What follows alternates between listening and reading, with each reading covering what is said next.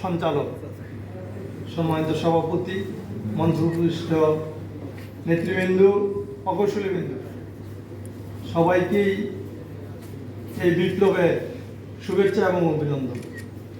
আমরা ভালো আছি, কিন্তু ভালো থাকলেই হবে না, ভালোর জন্য আমাদেরকে পাহারাদার হতে হবে। আমরা যে সিদ্ধান্ত নিয়েছি, এই বাংলাদেশ আমাদের ভাইদের রক্তে গড়া বাংলাদেশ।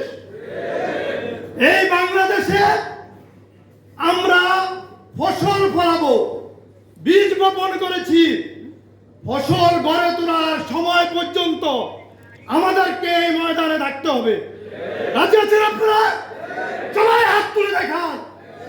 ইনশাআল্লাহ যতদিন আমরা এই ময়দানে ফসল গড়ে তুলতে না পারবো, ততদিন আমরা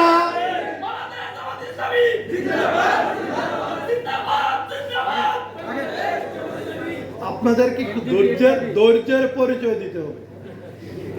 অস্থির হলে হবে না।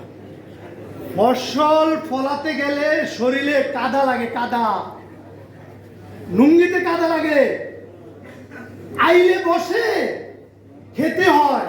খেয়েছেন না? মাত্র শুরু, অনেক দূরে গন্তব্য। এত সকাল আঙ্গুলকে উঁচু করা যাবে না, আঙ্গুলকে এদিকে ডাইভার্ট করতে হবে। আসুন, আমরা যে স্বপ্ন দেখেছি, আমাদের নেতৃবৃন্দ যে স্বপ্ন দেখেছে, আমরা সেই স্বপ্নের ফসল বুনছি। সেই ফসলকে গড়ে তুলতে হলে আমাদেরকে অনেক পরিশ্রম করতে হবে। আমাদের এই মেধাকে কাজে লাগাতে হবে। স্লোগান দিয়ে ফিল্ডকে গরম করে ফসল তোলা যাবে না, কিন্তু এটারও প্রয়োজন আছে। আমাদেরকে সৎ হতে হবে। আমরা গত 15 বছরে অনেক নির্যাতন, নিপীড়নের শিকার হয়েছি। আমার মা ওই দিন আমাকে বলতেছে, বাবা কেমন লাগতেছে? আমি বলছি, মা ভালো লাগতেছে। তুমি তো বাবা কখনো 15 বছরে বাড়িতে এসে স্বস্তিতে ঘুমাইতে পারো না। সংসার আমার, ঘর আমার, ঘুমাইছে তোমার চাচার করে। সেই ঘুম 3 রাত্রি থেকে মনে হচ্ছে যেন 15 বছর ঘুমাইছি 3 রাত্রি। আলহামদুলিল্লাহ। এই আলহামদুলিল্লাহ শুকরিয়া মুখে বললে হবে না, সেটাকে কাজে রূপান্তর করতে হবে।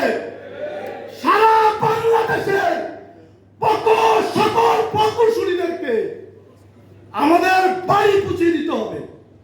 আমাদের চিন্তা চেতনা তাদের কাছে পুছিয়ে দিতে হবে, তাহলেই আমাদের সার্থকতা আসবে। আর নতুবা আমরা সফল হব না। চলুন, আসুন। আমার নেতা একটা কথা বলেছিল, 2টা যোগ্যতার প্রয়োজন।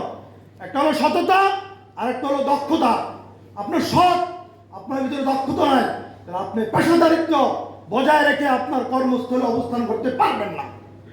আপনার দক্ষতা আছে, আপনার সততা নাই, আপনি কোনোটাই পারবেন না। আসলে আমরা এই 2টাকে সমন্বয় সাধন করি, আর সেটা এই প্রকৌশলীর মাধ্যমে সম্ভব, অন্য কারো মাধ্যমে সম্ভব নয়। যাও দিতে আমরা 15 বছর দেখেছি।